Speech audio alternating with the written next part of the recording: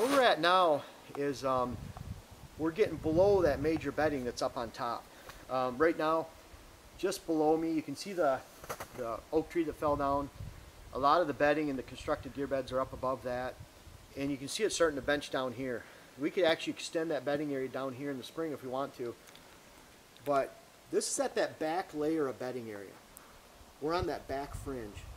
Up top, we probably saw 30-40 beds up on top. Great doe family group bedding. And that's probably, I'd estimate, 75 yards to 100 yards up above, 50 to 100 yards in that range. You start getting down into this spot, and really cool spot for bucks. These bucks can come back in here. If they want to be tucked in here tight, like in a small ag parcel down in lower Michigan, northern Ohio, even Iowa, some of the big ag regions, those deer will stack really close in next to each other. But that buck, if he's bedded down here, he does not want does bedded past him, coming back and forth to that food source.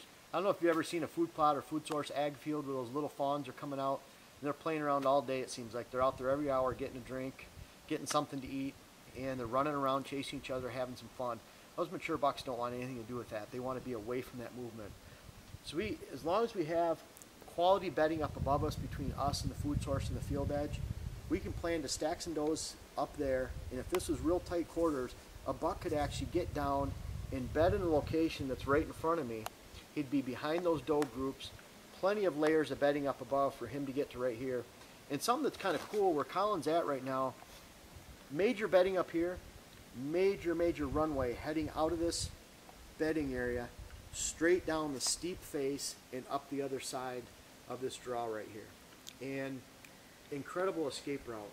That buck can sit here right on the edge of this bedding, but he's not on the just on the edge of the bedding and behind those does. That buck, if he's in this location, he's right on the edge of being down and up the other side in a matter of seconds, and you never see him. If you try to approach to him from below, he's gone. If you try to come up above, the does take him with him and he's gone. He's out the other side. And so, great place for a wise old buck to sit back here in the backside.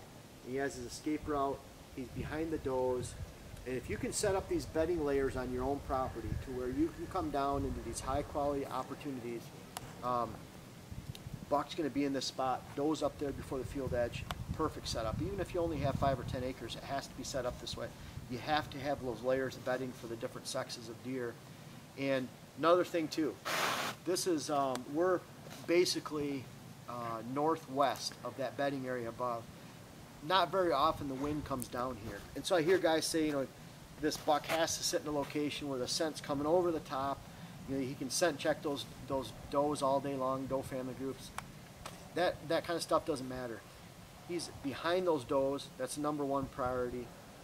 He's behind them. He's next to his escape route. He's got plenty of layers of cover between him and the food source.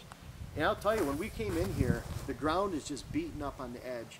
Really good rubs. That's where we have the camera right now. We're getting a lot of our mature buck pictures now into February up there. They still have their antlers.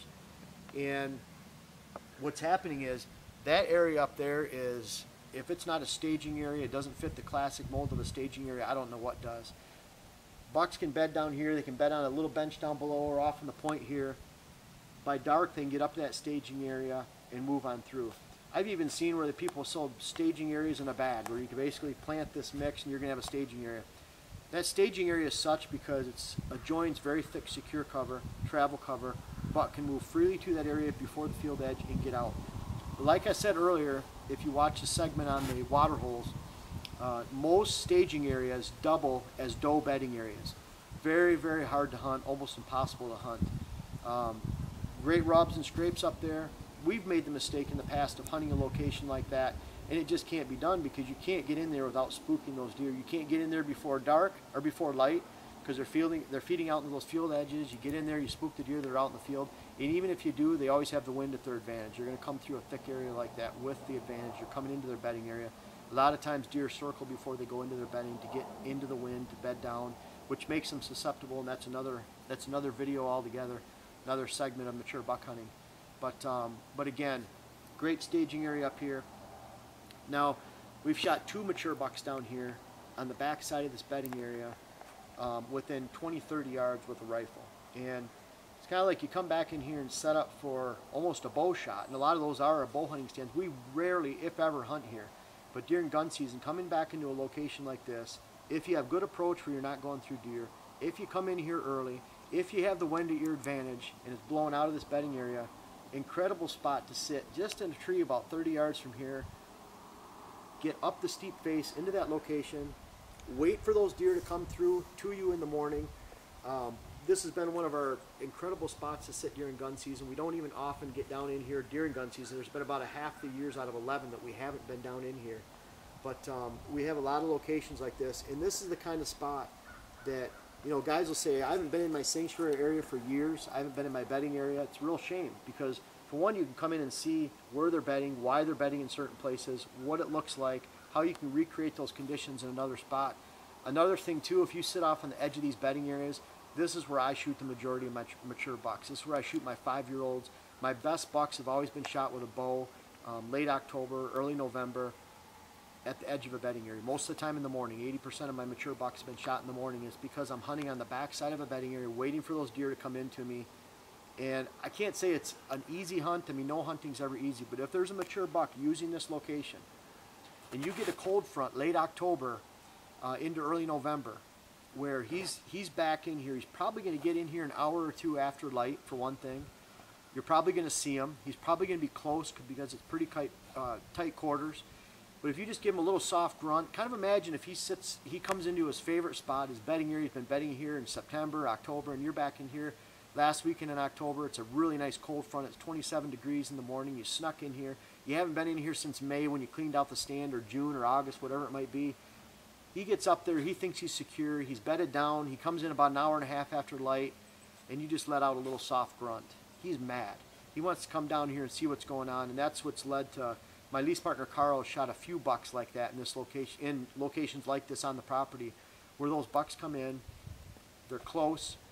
Let them even go by if you don't have a shot. Grunt them when they're already going by. They stop. One more grunt sometimes seals the deal. Once they're coming towards you, just put the grunt call away as fast as you can. Once they look towards you, a lot of times put the grunt call away. A lot of times it only takes one time, but then they come in here and you get a good shot opportunity.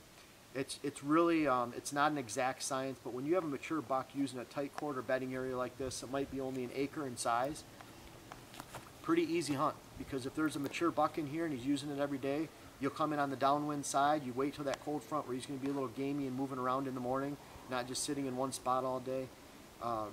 More often than not, you shoot that buck. Very high percentage buck sit.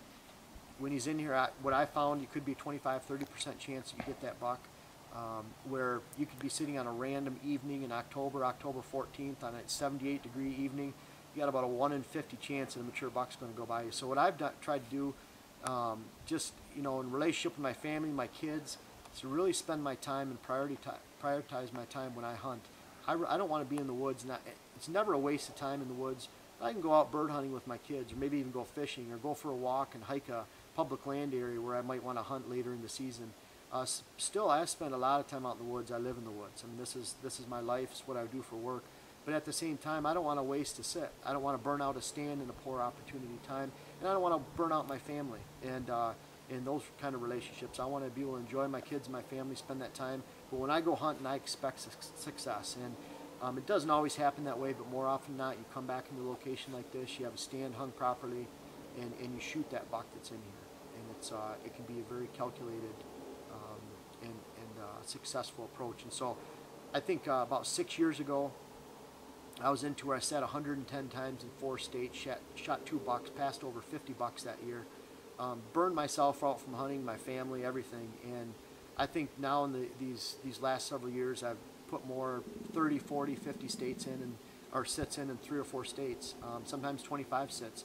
And I found that you end up stumbling into a mature buck 1 out of every 5 or 6 sits. And you know, you still get a lot of hunting in if you want to spread it out, but preserve these areas. Plan on shooting a mature buck into them in these areas. Know your approach and understand why that buck's going to be in here, and enjoy your season.